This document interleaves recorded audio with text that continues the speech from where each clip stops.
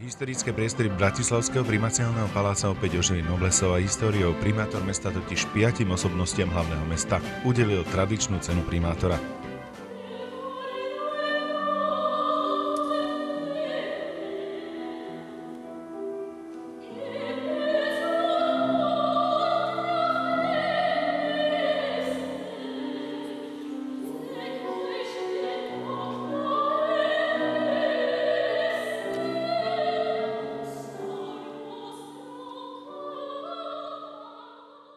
Výber laureátov bol podľa Iva Nesrovnala jasný. Ide totiž o ľudí, ktorých nezištná a veľkodušná práca prispela k rozvoju Bratislavy.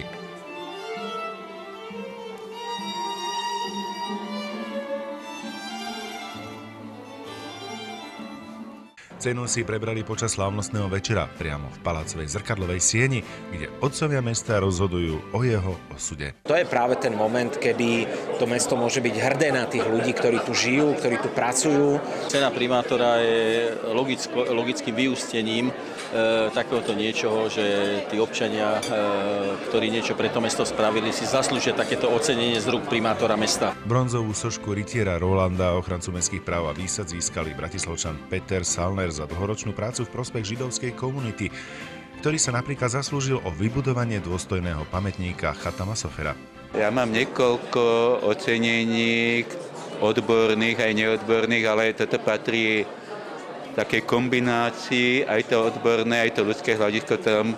Aj Bratislava, kde som sa narodil, takže som rád a hovorím, vysoko si to cením. Dlhoročná predsedníčka ústredia Živeny Zora Brajerová si sochu Rolanda prebrala za celoživotné aktivity v duchu šírenia humanity a charity. Znovu som bola spoluzakladateľkou Živeny s pani Zelinovou v roku 1989 a už v roku 1990 sme založili miestny odbor aj tu v Bratislave. A tam som fakticky robila až doteraz. Ešte aj teraz vypomáham tým, čo už ma nahradili vo funkcii predsedničky. Cenu získala aj Rosina Stolárová za celoživotnú prácu v prospech zachovania kultúrnych tradícií nemeckej komunity a Michal Mego za prínos v oblasti výskumu a liečby rakoviny. Archeologička Margareta Musilová za významné pôsobenie v oblasti spoznávania histórie Bratislavy. Skúmať ešte Bratislava je toho dosť. Máte napríklad na meste Slovenského národného povstania, kde sa nikdy ešte veľký výskum nerobil a to je proste taká tajná perlička. No a napríklad Kapitulská ulica, kde určite sa skrýva aj opevnenie keľtského opida. Moja práca to nebola práca, to bola pre mňa radosť. Ja som pracovala s deťmi, ja som ich viedla k nemeckému jazyku, ja som s nimi tancovala, my sme spievali. A už som vychovala generácie, ktoré už sami majú deti a teraz niečo v nich ostalo.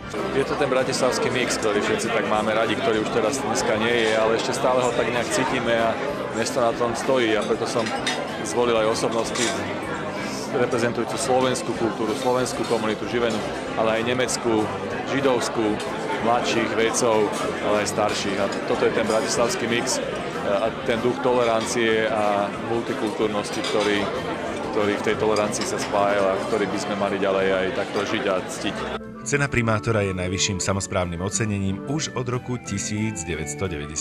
Prestížne ocenenie primátor udeľuje každoročne osobnostiam, ktoré sa významným spôsobom zaslúžili o občiansky, kultúrny, spoločenský či športový rozvoj hlavného mesta a spoločnosti. Chceme robiť aj ako oceňovanie alebo robiť osobnosť Záhorskej Bystrice, ktorú chceme vlastne riešiť vždycky skôr na jeseň, keď Záhorská Bystrica bude mať vlastne veľké hody, takže k tomuto dátumu chceme oceňovať každoročne ľudí, ktorí sa zaslúžia za rozvoj Záhorskej Bystrice.